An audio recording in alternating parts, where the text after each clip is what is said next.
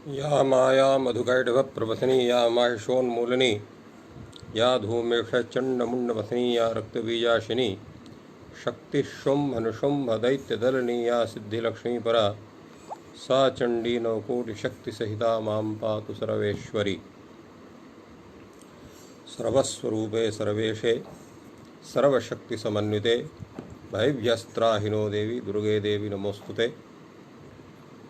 संस्कृत शौर्यम इस समूह से संबद्ध सभी विद्वद्गण, संस्कृत प्रेमी, शास्त्र जिज्ञासुजन एवं संस्कृत शौर्यम इस समूह के संरक्षक प्रबंधकगण, आप सभी को प्रणाम करते हुए, साधुवाद देते हुए और आज के इस ज्ञान सत्र का प्रारंभ हो रहा है।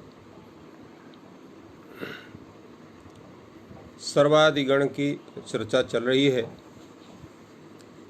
कल सर्व शब्द के से संबद्ध जितने रूप हैं उनका साधुत्व बताया गया और साथ में सर्वादिगण पठित जितने शब्द हैं उनका परिचय दिया गया और पूर्व परावर दक्षिणोत्तरा पराधाराणी व्यवस्थायाम संज्ञायाम उस सूत्र में भी इस सूत्र की व्याख्या की गई और इसके जो दो प्रयोग हैं पूर्वे पूर्वाहा उनके विषय में चर्चा हुई। एक चीज़ इसमें आवश्यक है जानना कि जो सूत्र है कि एतेषां व्यवस्थायाम असंज्ञाञ्च सर्वनाम संज्ञा गणसूत्रात् सर्वत्र या प्राप्ता सा जसी वा स्यात्। तो यह जसी और वाह ये दोनों कहाँ से आते हैं, कहाँ से इनकी अनुवृत्ति होती है? तो एक सूत्र है विभाषा जसी। तो विभाषा जसी से ही विभाषा और जस इन दोनों की अनुवृत्ति इन सभी सूत्रों में होती है। पूर्व परावर दक्षिणोत्तरा पराधारण व्यवस्था संज्ञायाम सुमज्ञाति धनाख्यायाम अंतरम बहिर्योगोपसंज्ञानयोः और प्रथम चरम तैयार पार्थ कतिपयनेमाश्च, इन सभी सूत्रों में विभाषा जस की अनुवृत्ति होती। अब यहाँ विभाषा जसी में जो विभाषा शब्द है, विभाषा शब्द के में विभाषा शब्द का तात्पर्य क्या है? तो विभाषा शब्द की व्याख्या एक सूत्र नवेति विभाषा, निषेध विकल्पयोर विभाषा संज्ञा से, निषेध और विकल्प की विभाषा संज्ञा होती है। तो निषेध का जहाँ स्वरूप बनेगा और जहाँ वैकल्पिक स्थिति बनेगी, तो जो विभाषा है उसके तीन स्वरूप माने गए हैं, प्राप्त विभाषा, अप्राप्त विभाषा और प्राप्ता प्राप्त विभाषा। इसमें जो ये तीन सूत्र हैं, पूर्व परा वर दक्षिणोत्तरा पराधाराणी व्यवस्थायाम संज्ञायाम समज्ञा धनाख्यायाम अंतरम बहिर्योग उपसंज्ञानयोः, इसमें जो है प्राप्त विभाषा, प्राप्तस्य विभाषा प्राप्त विभाषा। प्रथम चरम तयालपार्थ कतिपयनेमाश्च, जो सूत्र भी आगे आएगा उसकी व्याख्या होगी। उसमें प्राप्ता प्राप्त विभाषा, कुछ अंशों में प्राप्त है उसको विभाषा किया गया और कुछ अंशों में अप्राप्त है वो विभाषा किया गया। जैसे नेम शब्द से पूर्व सूत्र के द्वारा यहाँ सर्वनाम संज्ञा प्राप्त है। पूर्व सूत्र का मतलब सर्वादि ने सर्वनाम आने से, किंतु प्रथम, चरम, तय, अल्प, अर्ध और कतिपय इन शब्दों से सर्वनाम संज्ञा प्राप्त नहीं है। तो इसलिए इन स्थलों में अप्राप्त है और नेम में प्राप्त, इसलिए प्राप्ता प्राप्त विभाषा का स्वरूप। और एक अप्राप्त भाषा का स्वरूप एक वार्तिक है, तीय संगीत सुवा, इसमें किसी सूत्र से सर्वनाम संज्ञा नहीं प्राप्त है, उसका वैकल्प, इसलिए वो अप्राप्त विभाषा को उदाहरण है। तो इन सर्वनामों में, सर्वनाम संज्ञा विधायक सूत्रों में तीनों विभाषाओं का स्वरूप हमें प्राप्त होता है। पूर्व परावर दक्षिणोत्तरा पराधरण व्यवस्था संज्ञायाम समज्ञा धनाख्यायाम अंतरम बहिर्योग संज्ञानयो, इन तीनों में प्राप्त विभाषा तीय संगीत सुम्य गीत सुवा, इसमें अप्राप्त विभाषा, और प्रथम चरम तयालपार्ध कतिपय नेमाश, इसमें प्राप्त अप्राप्त विभाषा का उदाहरण है। तो ये विभाषा, तो उस विभाषा की यहाँ अनुवृत्ति होती, इसलिए गणसूत्रात् या प्राप्ता, गणसूत्रा सर्वत्र या प्राप्त, सर्वत्रार्थ अर्थात सर्व विभक्ति विषये, सर्व विभक्ति विषय, यहाँ पर सर्वत्र शब्द का तात्पर्य है। सर्वत्र अर्थात सर्व विभक्ति विषय, सभी विभक्तियों के विषय में जहाँ पर नित्य प्राप्त है, वहाँ सा जसी वा स्यात्, वो सर्वनाम संज्ञा जसी विषय, यहाँ सर्वत्र विषय सप्तमी, जसी विषय, जसी परे रहे नहीं, तो जस विषय जो है विकल्प से सर्वनाम संज्ञा होती है, जिसका उदाहरण पूर्वाहि कल आप लोगों को बतलाया गया था। कल एक चीज़ हमने आप लोगों से कहा था कि सर्वनाम संज्ञा के प्रयोजन क्या है। तो शास्त्रों में दो प्रयोजन की चर्चा है। एक प्रयोजन की चर्चा है कि सर्वनाम संज्ञा होने के कारण सर्वनाम संज्ञा उद्देश्यक जो कार्य हैं विभक्तियों के स्थान में तत्त आदेश रूप वो होते हैं, जैसे जस के स्थान में शी आदेश, ङे के स्थान में स्मयी आदेश, गसी और गी के स्थान में क्रमशः स्मात और स्मिन आदेश, और आम पर रहते आम सर्वनाम से सुट आगम। तो ये कार्य होते हैं। दूसरा कार्य है अव्यय सर्वनाम अकच प्राक्टे, इससे जो सर्वनाम संज्ञक है उसको अकच प्रत्यय का विधान। तीसरा कार्य हमने बतलाया था स्वर विधान भी है। स्वर विधान की चर्चा स्वर प्रकरण में अवश्य है, किंतु सामान्य रूप से और कहीं नहीं। तीन सूत्र हैं जो सर्वाधिगण पठित शब्दों में वो स्वर विशेष का विधान करते हैं, जिसमें दो सूत्र पाणिनि के हैं और एक सूत्र ये फिट सूत्र है। इन तीनों के स्वरूप को जानना जरूरी है। पहला सूत्र आपका है सर्वस्य सुपि। ये कहता है कि सुप पर रहते जो सर्व शब्द है उसको जो है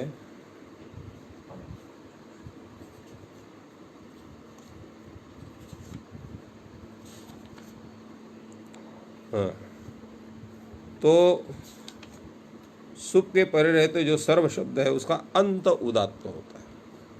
कोई भी सुप परे है तो उसका अंत उदात्त हो जाएगा। तो ये सर्व शब्द के विषय में विशेष रूप से, तो सर्व शब्द कौन सा गृहीत होगा वहां, तो सर्व शब्द सर्वनाम संज्ञक ही गृहीत होगा, क्योंकि सर्व शब्द का तात्पर्य वही है। इसलिए वहां पर जो है सर्व शब्द का जो शब्द होगा उसमें ये जो है इस सर्वस्य सुप इस सूत्र के द्वारा वो उदात्त होगा।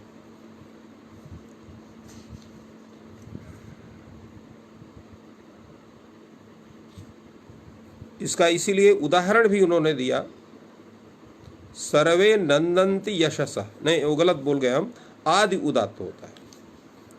सुप पर रहते सर्व शब्द का आदि उदात्त होता है। प्रयोग दिया उन्होंने सर्वे नंदन्ति यशसः।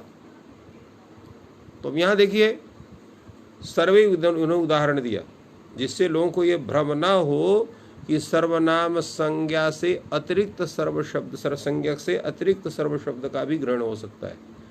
तो इसलिए सर्वनाम संज्ञा का फल यहाँ पर यह हुआ, अगर सर्वनाम संज्ञा उसकी नहीं होती सर्व शब्द की, तो ये आद्य उदात्त इस सूत्र के द्वारा नहीं होता। और ये सभी सर्व शब्द में जितने सर्व शब्द हैं अर्थात सभी विभक्तियों के परे रहते सर्व शब्द आद्य उदात्त होता है।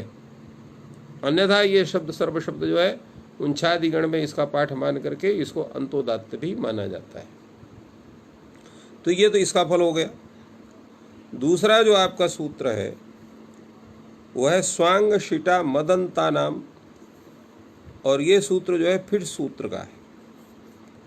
तो स्वांग शिटा मदंता नाम में ये सूत्र कहता है कि जो स्वांगवाची जो शब्द हैं और जो शिट का मतलब होता है सर्वनाम, तो ये अदंत चाहे वो स्वांगवाची शब्द हो चाहे अदंत जो है वो सर्वनाम हो, ये सब के सब जो हैं तो इनका जो आदि है वो उदात्त होता है। स्वांग शिटा मदंता नाम ये सूत्र कहता है कि इनका जो आदि है वह उदात्त होता है।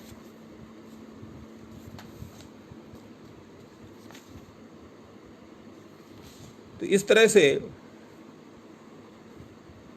ये दो स्वरों का विशेष रूप से है विधान है कि ये दोनों आदि उदात्त करते हैं। अब जैसे सर्व है, विश्व है, उभ है, उभय है, और डतर डतम जो ये डतर डतम प्रत्यांत शब्द हैं, इसी तरह से जो है वो पूर्व, पर, अवर, दक्षिण, उत्तर, अधर, अपर, स्वशब्द, अंतर शब्द, ये सब के सब जितने हैं ये आद्य उदात्त होते हैं। किंतु जो अदंत नहीं है, जैसे त्यत्तद यद एतद इदम अदस एकद द्वियुष्मद अस्वत भवत इत्यादि। दूसरे क्या है कि कुछ ऐसे शब्द हैं जो, इसलिए इन्होंने कहा कि इनका अदंत होना चाहिए। कहा कि भाई इत्यादि नाम से अत्व जब हो जाएगा या कीमा से क से क आदेश हो जाएगा तो ये सब अदंत हो जाएंगे। तो उस पर कहा कि उपदेश काल में जिस समय सर्वनाम संज्ञा उनकी होती है उस समय उनको अदंत होना चाहिए। तो ऐसे यही शब्द होते हैं, सर्व शब्द, विश्व शब्द, उभ शब्द, उभय शब्द, डतर डत प्रत्यांत शब्द, अन्य अन्यतर शब्द, इतर शब्द, और त्व शब्द, नेम शब्द, सम, सीम, और ये पूर्वादि 9 इतने जो हैं ये सर्वनाम हैं। और इन सर्वनाम अदंत सर्वनाम हैं। अदंत सर्वनाम होने के कारण इनको आद्य उदात्त होता है स्वांग शिटा मदंता नाम से। इसी तरह से तीसरा सूत्र है और वह है बहुव्रीहा विदमेतद्भ्यः प्रथम पूर्णयो क्रिया गणने। ये जब बहुव्रीहि समास होता है और पूर्ण प्रत्ययांत से युक्त वहाँ पर इदम, जहाँ पर इतर शब्द है, ओ इदम शब्द है और एतत् शब्द है, तो इनको भी उदात्तता होती है। तो इस तरह से स्वरों का एक विशेष प्रयोजन भी सर्वनाम संज्ञा का हो सकता है, स्वरों का विधान का। तो इस तरह से एक ये भी इसका प्रयोजन आप मान सकते हैं। तो इस तरह से 3 प्रयोजन सर्वनाम संज्ञा के उपस्थित होते हैं। प्रथम प्रयोजन तत्कार्य विशेष का सर्वनाम संज्ञा मान करके विधान, दूसरा अव्यय सर्वनाम अकच प्राक्टे सूत्र से अकच प्रत्यय का विधान, और तीसरा ये 3 सूत्रों जिनकी हमने चर्चा की केवल सर्व शब्द के विषय के लेकर के सर्वस्व सूफी का, दूसरा ये जो गण सूत्र है स्वांग शिटा मदंता नाम का, और तीसरा जो है बहुव्रीहा विदमेतद्भ्यः प्रथम पूर्णयोः क्रिया गणने। तो ये 3 सूत्र ऐसे हैं जो स्वर विशेष का विधान सर्वनाम संज्ञक विशेष शब्दों या सामान्य शब्दों में कहते हैं। तो ये विचार एक विशेष हुआ जिसको कल हमने कहा था कि कल हम आप लोगों को बतलाएंगे। अब हम लोग आगे चलते हैं। सूत्र है स्वमज्ञाति धनाख्यायम। ये सूत्र कहता है ज्ञाति धनान्यवाचिनः स्वशब्दस्य प्राप्ता संज्ञा जसि वा। तो स्वशब्द से प्राप्ता संज्ञा यहाँ पर भी जैसे पूर्व में सूत्र में वृत्ति में लिखा है कि सर्वनाम संज्ञा गण सूत्रा सर्वत्रिया प्राप्ता सा जसि वा स्यात्, ये चीज़ सब जगह लगेगी। चूँकि वृत्ति में प्रथम सूत्र के वृत्ति में शब्द का उच्चारण उन्होंने कर दिया, इसलिए बाकी जगह संक्षेप कर दिया। इसलिए अर्थ इसका यही करना पड़ेगा कि ज्ञाति धनान्यवाची जो स्वशब्द उसकी सर्वनाम संज्ञा गण सूत्र अर्थात सर्वाधीन सर्वनामानि सूत्र से जो सर्वत्र अर्थात सभी व्यक्ति के विषयों में प्राप्त है, सा जसि वा स्यात्, वो जस के परे रहते विकल्प से होती है। तो इन्होंने ज्ञाति धनान्यवाचिनः स्वशब्द से कहा। इसका तात्पर्य क्या हुआ कि स्वशब्द के 4 अर्थ होते हैं, ज्ञाति, धन, आत्मा और आत्मी।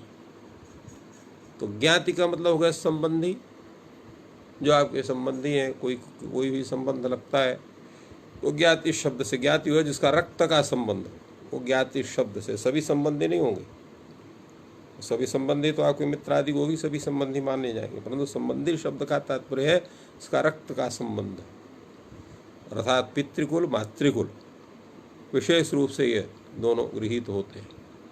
और बाकी जो अन्य संबंधी है जिनके यहाँ आपके जो है पुत्र आदि का पुत्री आदि का संबंध है, वो भी रक्त संबंध मान करके उनसे भी होता है। इसलिए वंश भी 2 माने जाते हैं, एक पितृवंश एक मातृवंश।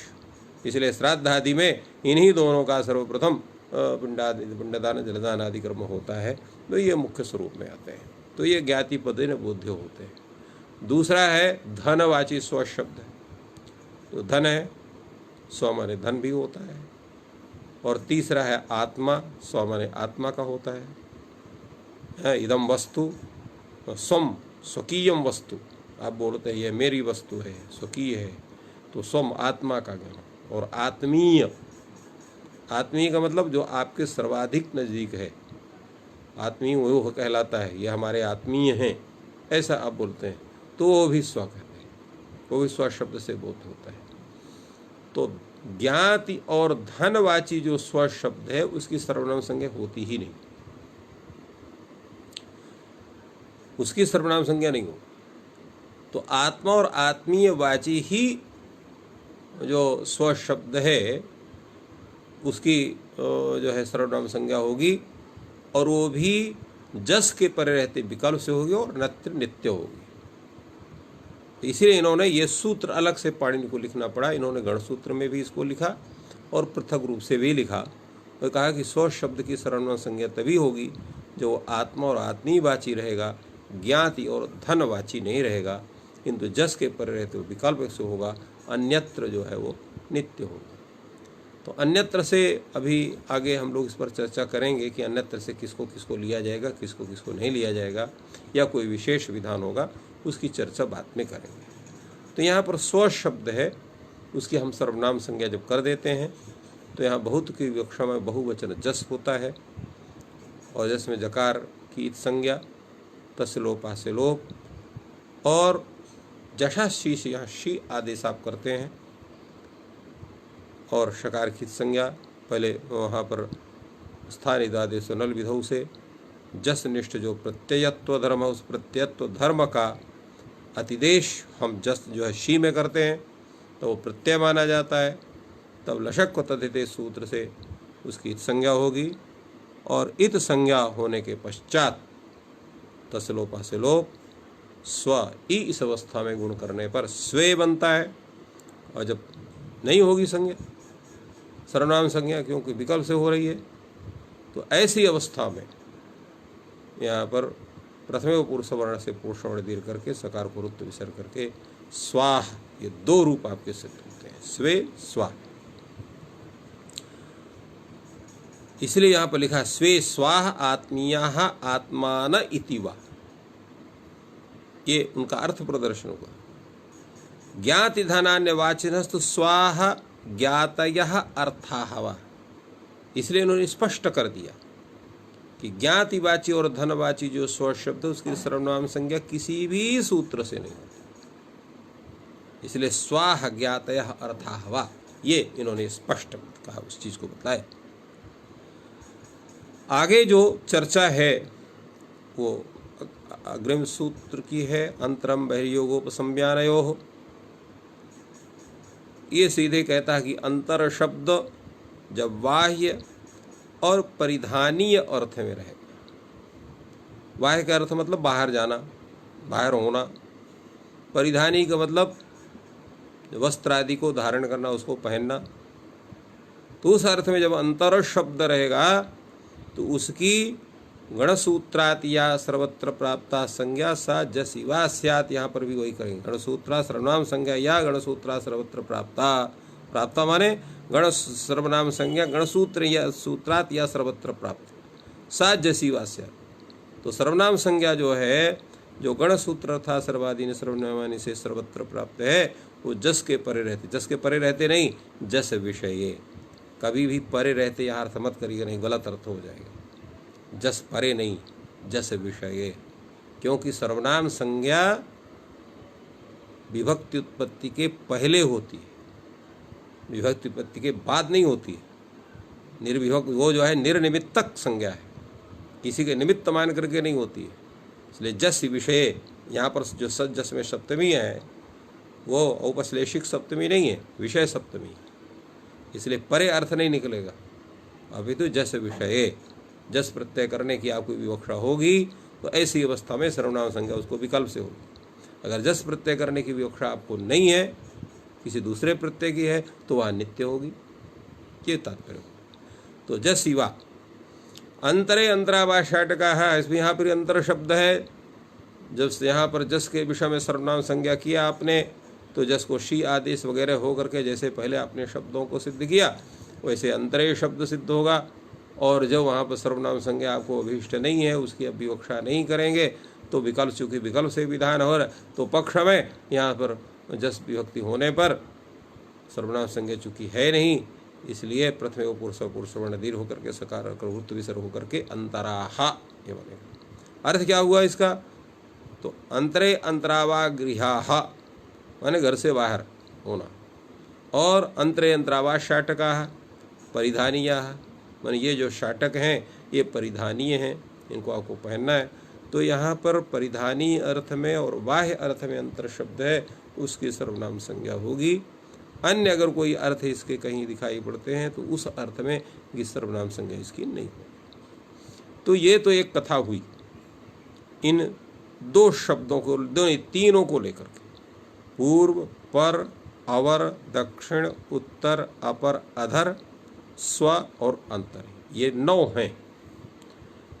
इन 9 में के लिए इन्होंने कहा कि इनमें जस परे रहते विकल्प से सर्वनाम संज्ञा हो तत्व सूत्रों ने, और इन 9 को पूर्व को लेकर के ङी, ङस और ङी प्रत्यय के विषय में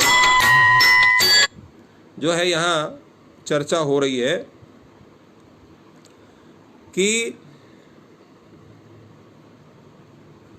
पूर्वादिभ्यो नवभ्यो वा एभ्यः ङसिञ्यो स्मात् स्मिनौ वास्तः, ये जो पूर्व, पर, अवर, दक्षिण, उत्तर, अपर, अधर, स्व और अंतर, ये जो 9 शब्द हैं सर्वनाम के सर्वादिगण पठित, ये जब गसि प्रत्यय और ङी प्रत्यय जब विवक्षित होंगे तो उस विषय में उनसे विहित जो ङी है, जो ङस है, ङस है, उसमें स्मात और अस्मिन आदेश तो होगा, किंतु विकल्प से हो, एक बार होगा एक बार नहीं होगा।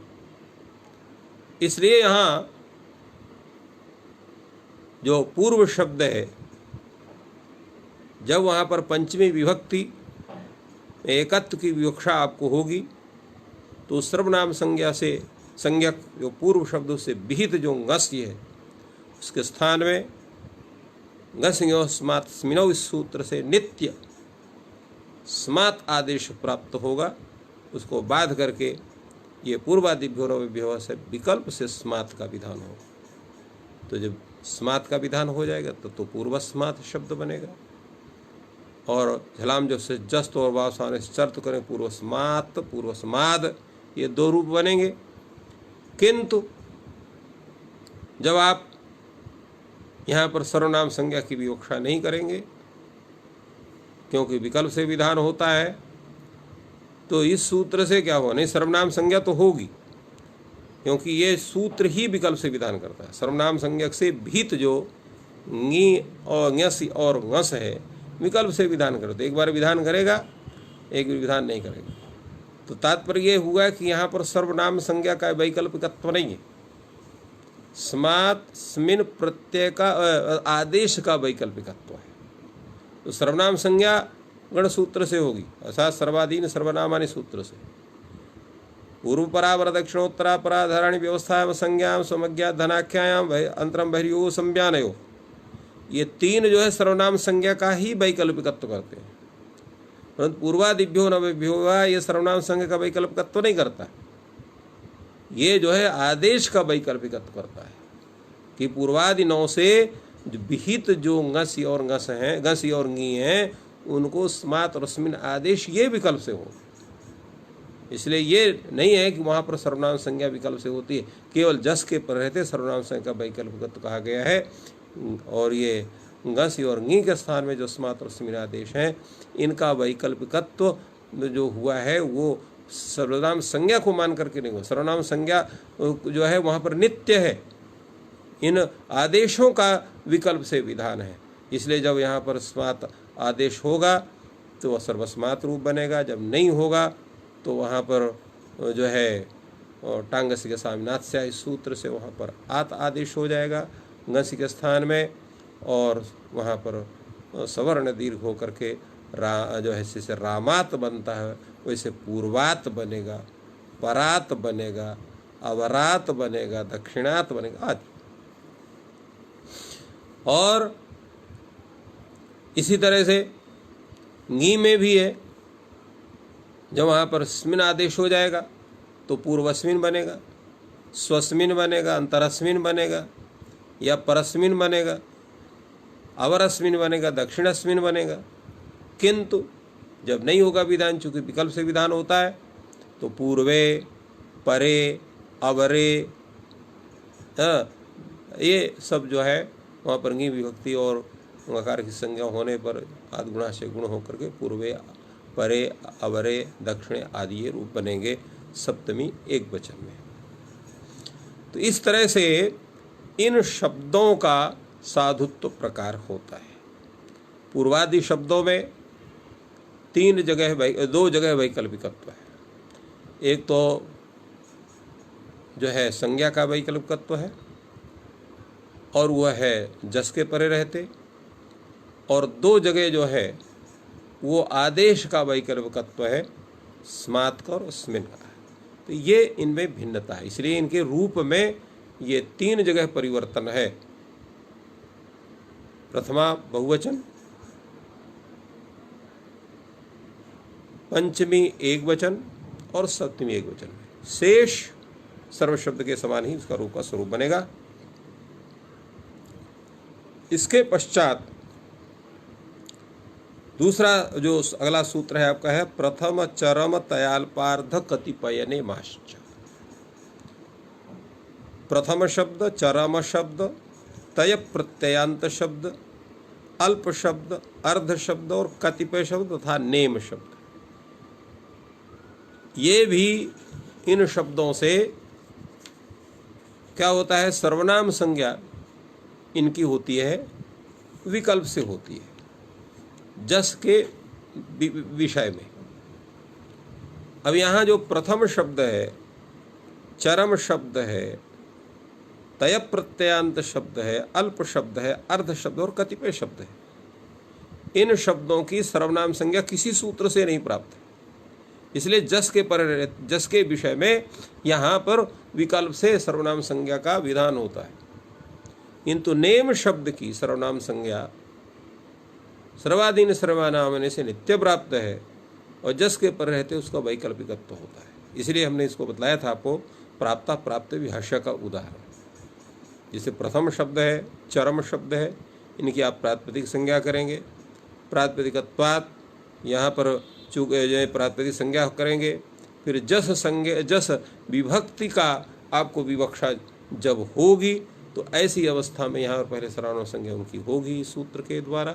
सर्वनाम संज्ञा होने के कारण जसासी से शी आदेश होगा और क्या कहते हैं उसको प्रत्ययत्व धर्म उसमें ला करके शकार के इस संज्ञा करके लोप करके और गुण करके प्रथमे रूप बनेगा। इसी प्रकार चरमे रूप बनेगा। इसी प्रकार जो है जैसे तय प्रत्यांत, जैसे तय प्रत्यांत जैसे द्विशब्द से, तो इससे तय प्रत्यय होता है द्विशब्द से और जो है त्रिशब्द से। तो इनसे संख्या अवयवे तय द्वौ अवयवौ यस्य सः द्वितयः त्रितयः त्रयः अवयवः यस्य सः त्रितयः, ये रूप बनेगा आपको। तो संख्या अवयव तयप में यहाँ पर द्वितय और तृतीय शब्द बना। तो ये द्वितीय और तृतीय शब्द जो तय प्रत्यांत है, इसको भी जब जस प्रत्यय की विवक्षा आप करेंगे तो इनकी जो है सर्वनाम संज्ञा होगी। जब सर्वनाम संज्ञा तो द्वितीय रूप बनेगा, तृतीय रूप बनेगा। और जब सर्वनाम वहाँ पर जस प्रत्यय की विवक्षा आप कर रहे हैं किंतु यहाँ पर विकल्प से ही विधान होता है तो वहाँ एक बार सर्वनाम संज्ञा नहीं होगी तो द्वितीयाः तृतीयाः रूप आपका बनेगा। इसी प्रकार अल्प शब्द है, जब जस पर रहते जस के विषय में आप यहाँ पर सर्वनाम संज्ञा की विवक्षा करेंगे या जस के विवक्षा में यहाँ सर्वनाम संज्ञा करेंगे तो पक्ष में आपका अर्धे रूप बनेगा, अल्पे रूप बनेगा, कतिपये रूप बनेगा। और जब सर्वनाम संज्ञा नहीं होगी तो वहाँ पर अर्धाः अल्पाः कतिपयाः ये रूप बनेगा। बाकी सब राम शब्द की तरह इनकी रूप का स्वरूप होगा, भिन्न रूप नहीं होगा। नेम शब्द के विषय में यह है कि यहाँ पर भी जस के विषय में सर्वनाम संज्ञा का विकल्प विधान होने के कारण जस के पर रहते एक बार जब सर्वनाम संज्ञा होगी तो नेमे रूप बनेगा आपका, और जब नहीं होगी तो नेमाह रूप बनेगा। तो इस प्रकार इनका स्वरूप है। किंतु नेम शब्द की जो अन्य विभक्तियों के विषय में वहाँ पर सर्वनाम संज्ञा नित्य होगी। इसलिए नेमः नेमौ नेमे नेमाः, हे नेम हे नेमौ हे नेमे नेमाः, नेमं नेमौ नेमान्, नेमेन नेमाभ्याम नेमैः, नेमस्मै नेमाभ्याम नेमेभ्यः, नेमस्मात् नेमस्माद् नेमाभ्याम नेमेभ्यः, नेमस्य नेमयोः नेमेषाम् और नेमस्मिन् नेमयोः नेमेषु। ऐसा इसका पूरा रूप सर्व शब्द की तरह चलेगा। केवल जस के पर रहते विकल्प का इसका स्वरूप होता है। तो इस तरह से हम ये सर्वादिगण पठित शब्दों के विषय में पूरी तरह से हम लोग ज्ञान करते हैं। अब एक वार्तिक रह गया है जिसके विषय में अभी हमने चर्चा किया था, जो अप्राप्त विभाषा का उदाहरण है। ये कहता तीय संगीत सुबा, अर्थात तीय प्रत्ययांत जो शब्द है वो जब ङित प्रत्ययों का अगर विषय रहता है तो ङित प्रत्ययों के विषय में उसकी सर्वनाम संज्ञा होती है। ङित प्रत्यय हमारे कितने हैं? तो ङित प्रत्यय हैं हमारे ङे, ङसी, ङस और ङी। तो इसमें ङे, ङसी और ङी, इनमें ही सर्वनाम संज्ञोद्देशक कार्य होते हैं और ङस में कोई सर्वनाम संज्ञोद्देशक कार्य नहीं। यद्यपि वहाँ पर भी जो है सर्वनाम संज्ञा होगी क्योंकि तीय संगीत सुबह ये कह रहा है, किंतु वहाँ पर सर्वनाम संज्ञा का फल नहीं है, इसलिए उसका उच्चारण। परंतु क्या है कि जो लक्षण होते हैं उनके पर्जन्यव लक्षणानि प्रवर्तन्ते, लक्षणों की जो प्रवृत्ति होती है वो पर्जन्यवत होती। जैसे बादल कैसे हैं? बादल ये नहीं सोचते यहाँ तो पर्याप्त जल भरा हुआ है तो यहाँ पानी नहीं बरसना चाहिए और यहाँ बड़ा सूखा इसलिए यहाँ पानी बरसना चाहिए। तो वो सर्वत्र वो वर्षा होती है। इसी तरह चाहे वहाँ पर उस उद्देश्य को उसका प्रयोजन हो, संज्ञा विशेष का, शास्त्र विशेष का, चाहे ना हो, उसका संपूर्ण हर जगह उसकी प्रवृत्ति होती है। इसलिए इन्होंने जितने भी हैं ngस के परे रहे, गस के विषय में भी सर्वनाम संज्ञा होगी, जैसे ङे, ngस और ङी के विषय में सर्वनाम संज्ञा का विधान होता है। तो यहाँ जो है तो एक सूत्र है द्वेस्तीया। द्वेस्तीया से द्वि शब्द से तीय प्रत्यय होता है, जिसे द्वितीय शब्द बनता है। इसी प्रकार त्रि शब्द से भी होता है तो तृतीय रूप बनता है। द्वितीय और तृतीय यही दो ही शब्द केवल तीय प्रत्यांत होते हैं, इसलिए यहाँ पर उनका जो रूप होगा, बाकी तो द्वितीय द्वितीय द्वितीया हे द्वितीय हे द्वितीय हे द्वितीया द्वितीयम द्वितीय द्वितीयान द्वितीयन द्वितीयाभ्यम द्वितीय, यही रूप चलेगा। लेकिन जैसे ङे आएगा तो द्वितीयस्मै द्वितीयायो, ये दो रूप बनेंगे वहाँ। क्यों? कोई विकल्प से यहाँ पर जो है विधान हो रहा है सर्वनाम संज्ञा का। तो विकल्प से विधान होने के कारण जो सर्वनाम संज्ञा होगी तो उस सर्वनाम संज्ञा से विहित जो है उसके स्थान में स्मयी आदेश होगा। चूँकि विकल्प सर्वनाम संज्ञा है, इसलिए जब सर्वनाम संज्ञा नहीं होगी तो वहाँ पर जो है सर्वनाम स्मय सूत्र नहीं लगेगा, तो वहाँ गेरिया सूत्र लग जाएगा, द्वितीयाय रूप हो जाएगा। इसी प्रकार जो है ngौसी के विषय में जब सर्वनाम संज्ञा होगी तो वहाँ पर जो है ngसिंगो स्मात स्मिनो सूत्र से यहाँ पर स्मात आदेश हो जाएगा ngसी के स्थान में, तो जो है द्वितीय स्मात रूप बनेगा। जब नहीं सर्वनाम संज्ञा होगी तो हटांगे से सामनासा से आत आदेश होगा, द्वितीयात रूप बनेगा। इसी प्रकार सप्तमी एक वचन में जब ङी के स्थान में अस्मिन आदेश होगा सर्वनाम संज्ञा होने के कारण तो द्वितीय अस्मिन बनेगा, और जब नहीं होगा तो वहाँ पर खाली ङी आकार की संज्ञा करेंगे, गुण करेंगे, द्वितीय रूप बन जाएगा। तो इस तरह से इनमें रूप परिवर्तन होता है। तो ये सर्वनाम संज्ञा से संबद्ध सभी सूत्रों की व्याख्या, उनके प्रयोगों की सिद्धि आप लोगों को बतलाई गई। और ये जैसा आप जानते हैं कि ये अजंत पुल्लिंग प्रकरण है। अजंत पुल्लिंग प्रकरण में अच में पहले आ है, इसलिए अकारांत जितने शब्दों हैं उनका सर्वप्रथम व्याख्या हुआ है।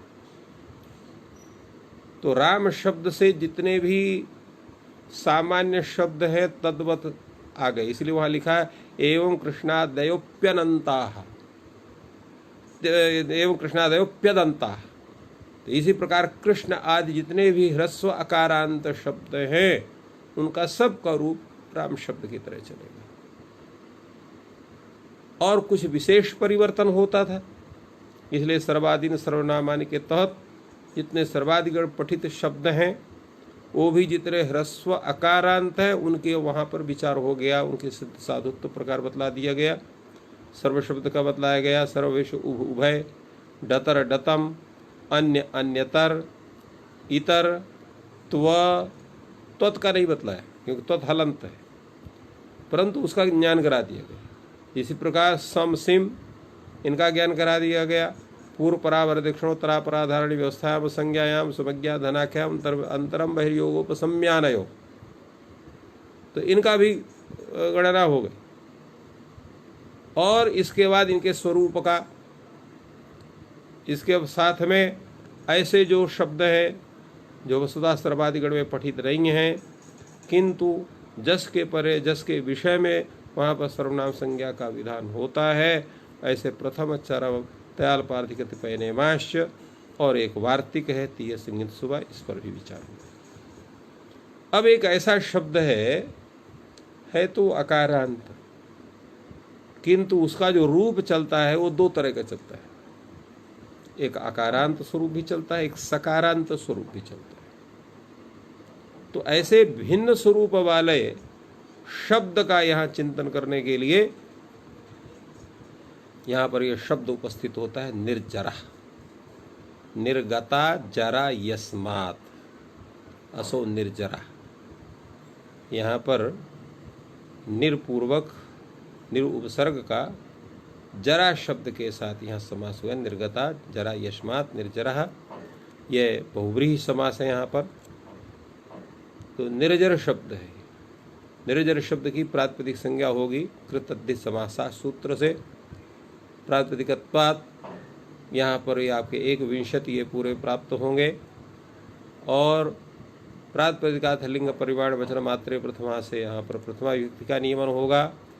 अनंतर एकत्व विवक्षा में द्वेग और द्विवचनैक वचन सूत्र से यहाँ पर आप सु प्रत्यय का एकत्व की विवक्षा विधान करेंगे। निर्जर सु, उकार की संज्ञा तसलोपा से लोप पद संज्ञा, सकार को रुत्व होगा, उकार की संज्ञा अवसान संज्ञा और रेप का विसर्ग होकर के निर्जरा शब्द बनता है। जैसे रामः बनता वैसे ही निर्जरा, इसमें कोई भी अंतर नहीं है। किंतु जब औ विभक्ति आएगी, निर्जर औ यह स्वरूप जब बनेगा तो यहाँ पर सूत्र उपस्थित हो जाएगा जराया जरसन्यतरस्य। ये सूत्र कहता है अजादौ विभक्तौ जरायाः जरस आदेशस्य। अजादौ विभक्ति का है। तो ये जो जराया जरसन्यतरस्याम ये सूत्र है, इसका आप अर्थ करते हो तो यहाँ पर ये अजादो विभक्ति अर्थ कैसे आया?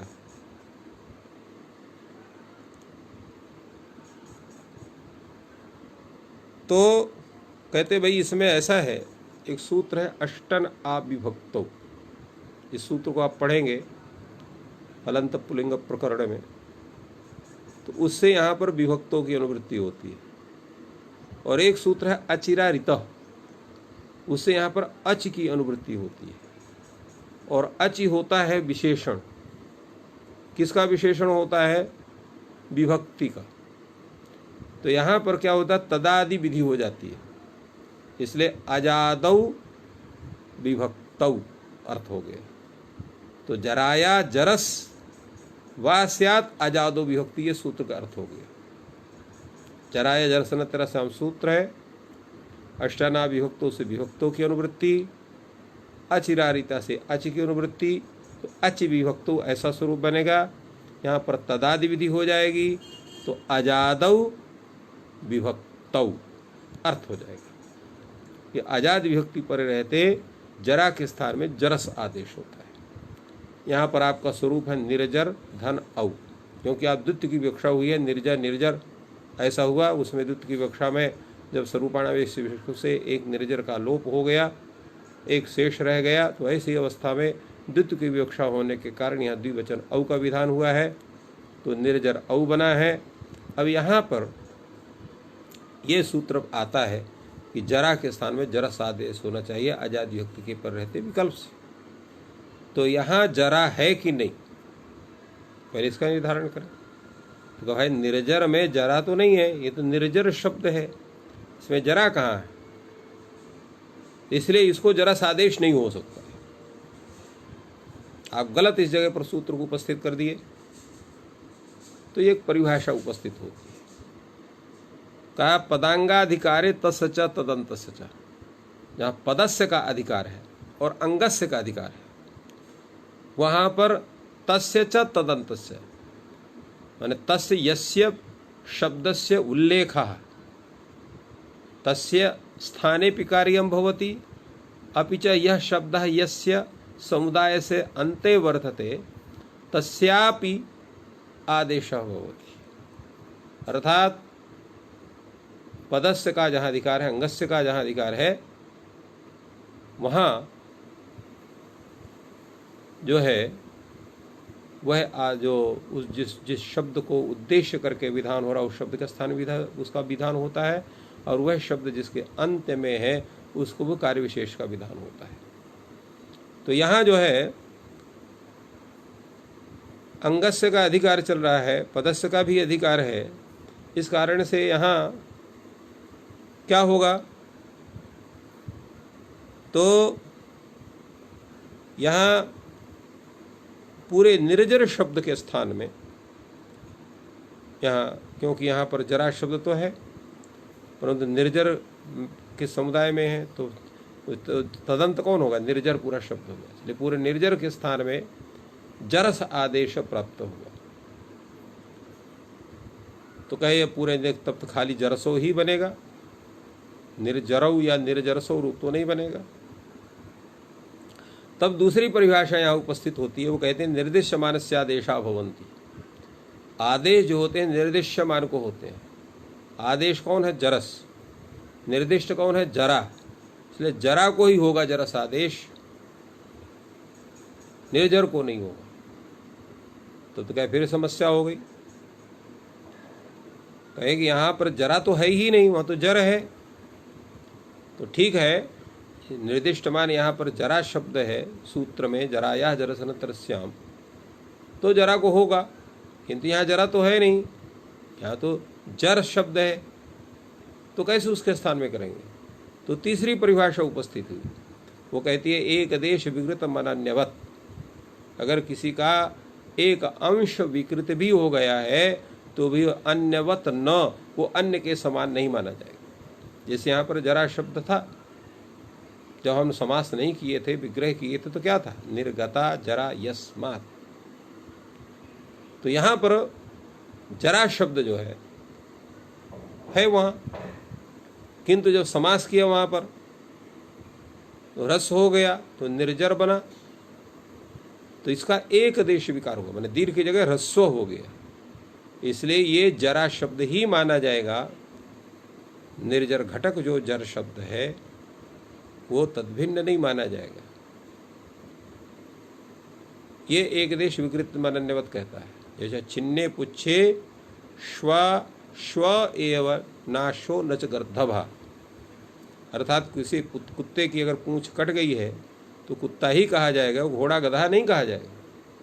तो यहाँ पर जरा शब्द का अगर ह्रस्व हो गया है तो थोड़ा सा ही विकृत हुआ है, तो इसलिए वो जरा शब्द ही माना जाएगा, वो तद्भिन्न नहीं माना जाएगा। तो इन तीनों परिभाषाओं की सहायता से यहाँ निर्जर घटक जो जर शब्द है उसके स्थान में जरस आदेश होता है, जरा या जरसनतरस्याम, इस परिभाषा के द्वारा, सूत्र के द्वारा। तो अब ये जरस आदेश कहाँ होगा?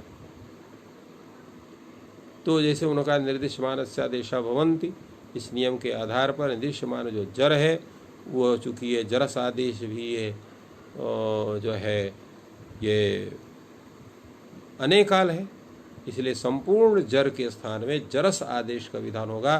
तो निर्जरस औ यह स्वरूप बनेगा। वर्ण सम्मेलन आप कर दिए तो निर्जरसो हो गए। चूंकि विकल्प से जरस आदेश विधान करता है, जब नहीं होगा तो फिर वहाँ जैसे राम औ इस अवस्था में वृद्धिरेज की प्राप्ति होती है, उसको बाध करके पूर्व सवर्ण दीर्घ की प्राप्ति होती है, और उसका नादि सूत्र से निषेध होने पर पुनः वृद्धिरेज सूत्र से वृद्धि होती है, वृद्धि का विधान होता तो रामो बनता है। ठीक उसी ढंग से यहाँ पर भी निर्जर औ इस अवस्था में प्राप्त वृद्धि का प्रथम पुरुष सवर्ण सूत्र से निषेध होगा, और प्रथम पुरुष सवर्ण का भी निषेध नादि सूत्र से करेंगे, और पुनः वृद्धि से वृद्धि करके निर्जर रूप बनाएंगे।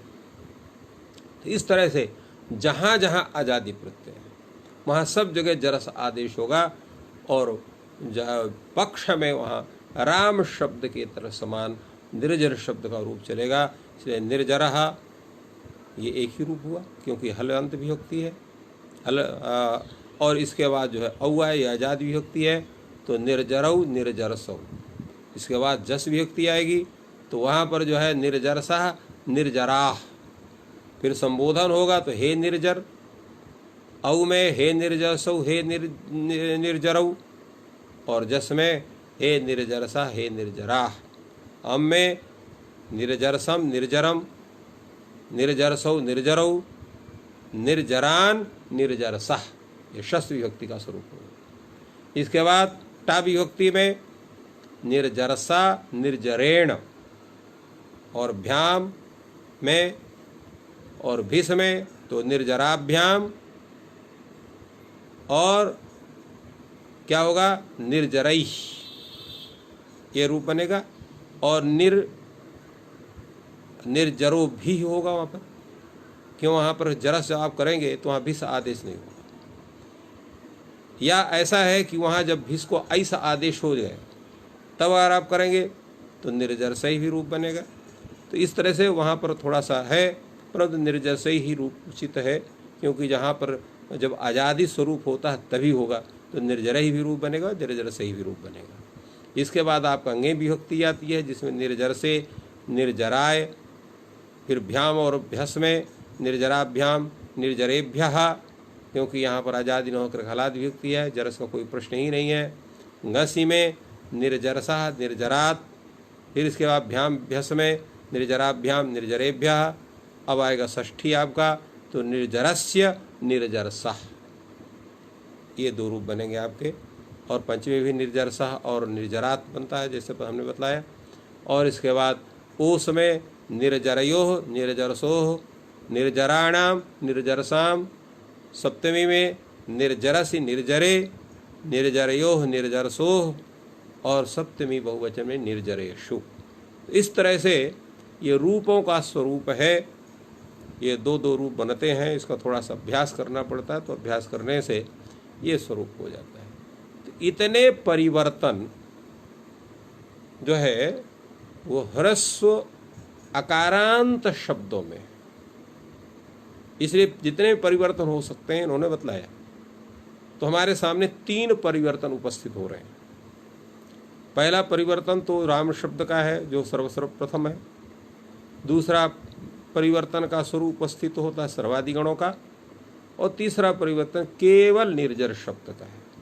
तो ये 3 स्वरूप वाले ये शब्द उपस्थित होते हैं, जिसमें कि व्यापक स्वरूप अदंत जो राम शब्द का स्वरूप है वो व्यापक स्वरूप वाले हैं। उसी तरह जितने भी अकारांत शब्द उनका चलेगा।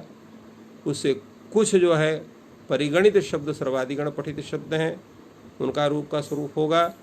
और केवल एक ही शब्द है निर्जर शब्द, जो सर्वथा विशेष स्वरूप है, वो अद्वितीय है, जैसा है वैसा कोई दूसरा शब्द ही नहीं, इसलिए उसका वही स्वरूप यहाँ प्रतिपादन आचार्यों ने किया। अब दीर्घ आकारांत शब्दों का कैसा रूप चलेगा, इस पर थोड़ा सा विचार करते हैं। तो यहाँ पर वो जो दूसरा शब्द उपस्थित हुआ, इसलिए यहाँ पहले लिखा है पक्षे हलादौ च रामवत। पक्ष में और हलादि विभक्ति के पर रहते हैं, राम के समान रूप चलेगा।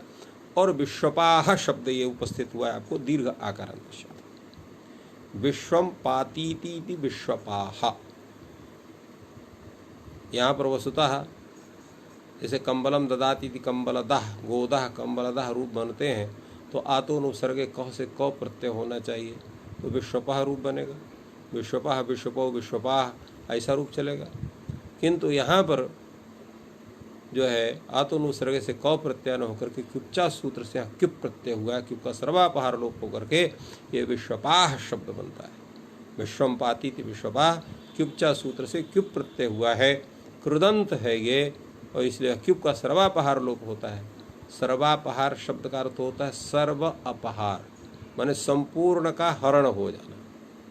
जैसे क्युप प्रत्यय होगा तो क्युप में कितने हैं, क, व, ई और पा, ये 4 हैं। इन चारों का आपको लोप करना होगा। तो पा का हलंत्यम से लोप हो गया, तो पा पहले चला गया। इसके बाद का है, उसको लशक को लोप कर दीजिए, बचे क्या वी। तो वी में जो ई है उसको उपदिज्यनासिक, इससे उसकी संज्ञा होगी। फिर एक सूत्र अभी आप लोगों को मिलेगा, वो सूत्र है अपृक्त एक आल प्रत्यय। तो एक अल वाला जो प्रत्यय है उसकी अपृक्त संज्ञा होगी, तो अपृक्त संज्ञा हो जाएगी उसकी। फिर एक सूत्र उपस्थित होता है वेरपृक्तस्य, ये कहता है कि अपृक्त संज्ञक जो है उसका लोप होता है। तो अपृक्त संज्ञक वही वहाँ पहुँचता है, अकेले है, उसका लोप हो जाता है। तो इस तरह सर्व अपहार लोप, उसी को भाषा में बना कहते हैं सर्वापहार लोप। तो विश्वपा सामान्य ये प्रकृति मात्र बचता है, परंतु ये प्रकृति प्रत्यांत स्वरूप है, कृदंत स्वरूप है। इसकी भी सर्वनाम संज्ञा सर्व जो है वो अर्थवत धातु प्रत्यय प्रातिपदिकम सूत्र से ना होकर के कृतद्धित समासास्य सूत्र के द्वारा इसकी प्रातिपदिक संज्ञा होती है। तो ये विश्वपा शब्द है, इसकी आप प्रातिपदिक संज्ञा करेंगे और जो है प्रथमा विभक्ति का नियमन होगा, अनंतर एकत्व विवक्षा में एक वचन सु होगा, आपका बनेगा विश्वपा सु। उकार की संज्ञा करेंगे, पद संज्ञा करेंगे और सकार को रुत्त विसर्ग करेंगे, विश्वपाह ऐसा स्वरूप बनेगा। इसके बाद जब द्वित्व की विवक्षा होगी तो प्रथमा द्विवचन में औ विभक्ति आएगी, विश्वपा औ यह रूप बनेगा।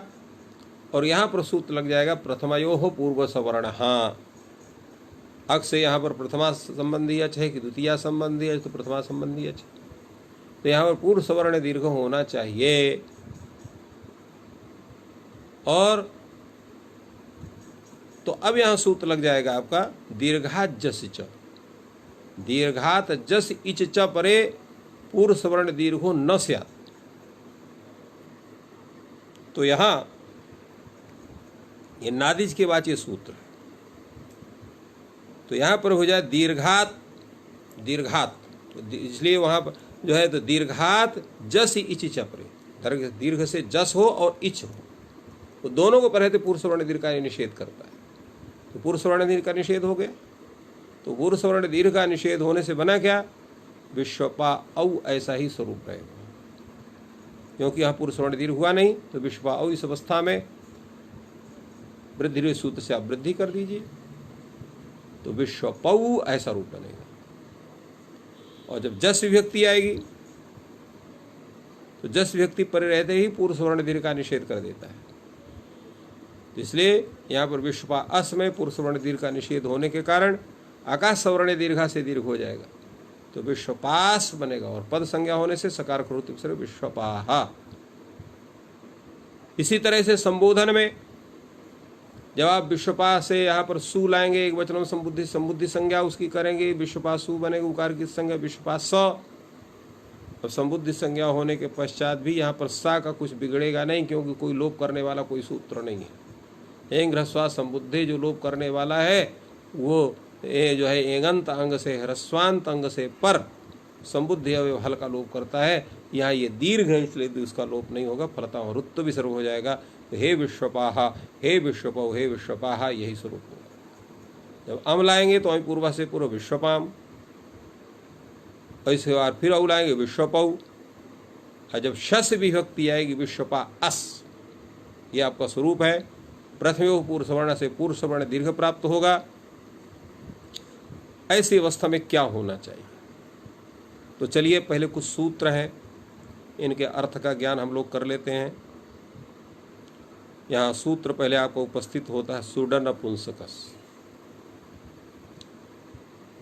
तो सुट का ये एक प्रत्याहार है। देखिए हमने आप लोगों को बताया था कि प्रत्याहार का स्वरूप केवल अयुण ऋलिक इत्यादि में नहीं होता है, अपितु जो प्रत्यय समुदाय है उसको लेकर के भी प्रत्याहार की सिद्धि होती है। जैसे आपका स्वादि प्रत्याहार, जो स्वादि प्रत्यय हैं सु औजस अम औट सस, इनको देख के लिए यहाँ पर एक सुट प्रत्याहार हो गया। तो सुट प्रत्याहार में सु औजस अम औट इतने ग्रहण हो गए। इसी तरह से सुप प्रत्याहार हो गया। सुप प्रत्याहार के अंतर्गत आपको जो सु से लेकर के और सुप के प तक बने जितने जो है सौजस इत्यादि सूत्र सबका ग्रहण हो जाता है। तो ये सुट भी एक प्रत्याहार है, जो सु जिसके अंतर्गत सु औ जस अम औट इतने का ग्रहण होता है। तो इनका क्या होगा, सर्वनाम स्थान संज्ञा होगी। इसलिए उन्होंने कहा स्वादि पंचवचनानि सर्वनाम स्थान संज्ञानि स्युः। तो सर्वनाम स्थान आता कहाँ से है, तो शी सर्वनाम स्थानम सूत्रों से सर्वनाम स्थान की अनुवृत्ति होती है।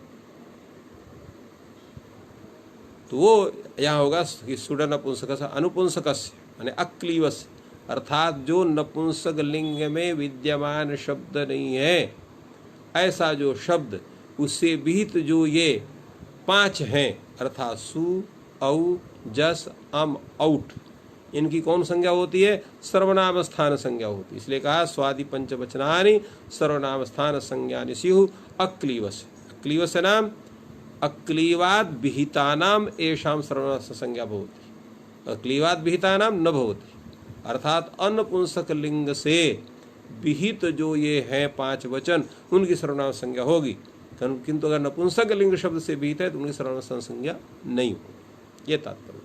तो सर्वनाम संज्ञा का तात्पर्य हुआ कि जो स्वादि पंचवचन है सु औजस हम औट्सस, अगर ये किसी भी पुल्लिंग से और स्त्रीलिंग शब्द से अगर विहित हैं तो इनकी सर्वनाम संज्ञा होगी, नपुंसकलिंग से विहित है तो इनकी सर्वनाम संज्ञा नहीं होगी। अगला सूत्र है स्वादिशो सर्वनाम स्थाने। ये सूत्र कहता है कप प्रत्ययावधिषु स्वादिशो सर्वनाम स्थानेषु पूर्वम पदम स्यात्। अब ये अर्थ कैसे बनेगा इसका भी ज्ञान करना आवश्यक है, क्योंकि जब तक इसका ज्ञान आप नहीं करेंगे तब तक ये कार्य चलेगा नहीं, सूत्र का अर्थ सही समझ ढंग से आएगा नहीं। तो यहाँ जो है ये जो सूत्र है आपका,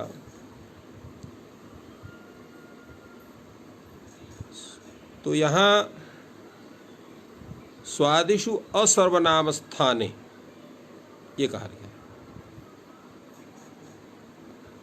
और कप प्रत्ययावधिषु कहा है इन्होंने, कप प्रत्यय पर्यंत इनका स्वरूप होना चाहिए।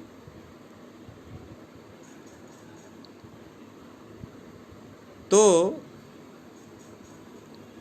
यहाँ इसलिए कहा कि जो ये क्या कहते हैं, जो तद्धित प्रत्ययों का जो विषय है,